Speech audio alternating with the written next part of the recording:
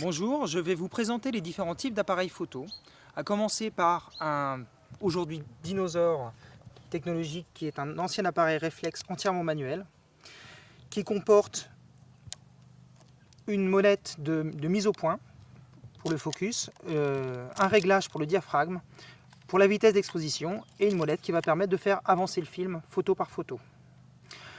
De cet appareil des années 70, nous passons à un compact numérique tout à fait d'actualité. Alors qu'est-ce qui va le caractériser? Il est d'abord compact, pratique, léger, on peut le mettre dans sa poche, dans un sac facilement. Il va avoir un écran et quelques fonctions faciles à utiliser. C'est-à-dire que le plus souvent, des modes automatiques relativement performants qui vont gérer le flash, l'exposition, la mise au point, etc. Tout automatiquement, et on va avoir très peu de possibilités de régler nous-mêmes les paramètres. Le modèle supérieur va être un type bridge. Alors ces appareils sont un petit peu un compromis entre un appareil compact et un réflexe numérique. Il a une taille plus importante qui permet d'avoir une meilleure ergonomie, une meilleure prise en main. Il va avoir plus d'accès direct à des fonctions et des réglages. On voit par exemple que sur cette molette, il y a bien sûr le mode automatique, mais également un mode programme, un mode priorité à l'ouverture, priorité à la vitesse et un mode entièrement manuel. On pourra décider sur cet appareil de quand utiliser le flash, quelle est la puissance du flash qu'on voudra. Il est pourvu d'un viseur qui est un viseur numérique, c'est-à-dire qu'il y a un petit écran dedans, pas toujours d'une grande qualité et qui va être assez problématique dans les endroits très sombres. C'est-à-dire qu'on verra relativement mal l'image. Et bien sûr le grand écran à cristaux liquides typique des appareils numériques. Et enfin un réflexe numérique. Alors un réflexe c'est quoi? C'est comme cet ancien modèle. C'est un modèle où ce qu'on voit dans le viseur, c'est exactement ce qui passe dans l'objectif. C'est réalisable grâce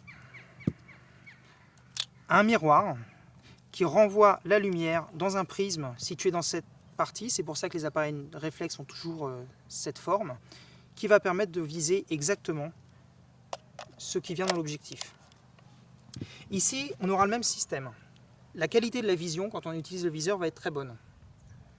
On va voir de manière très claire et même dans les basses lumières, on n'aura pas le défaut de l'écran numérique. Cet appareil, contrairement aux autres, va être très lourd, très gros, donc difficilement transportable au jour le jour pour prendre des photos. Par contre, il va être idéal pour de la photo avertie ou pour un événement, une fête, un mariage ou quelque chose, puisqu'il va avoir une très bonne ergonomie, une très bonne prise en main, un contrôle très efficace et très direct des différentes fonctionnalités. Ici, l'objectif est interchangeable, contrairement aux autres modèles.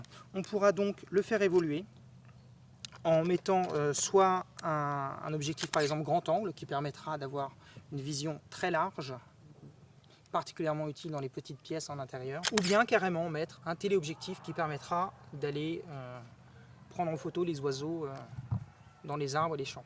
Ces trois gammes d'appareils photo numériques sont également trois gammes de prix différents, puisque, bien évidemment, plus c'est petit, plus ça va être accessible.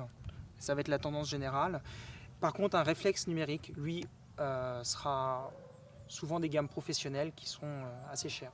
Je vous souhaite un bon choix si vous cherchez un appareil en ce moment et on se retrouvera dans de nouvelles explications.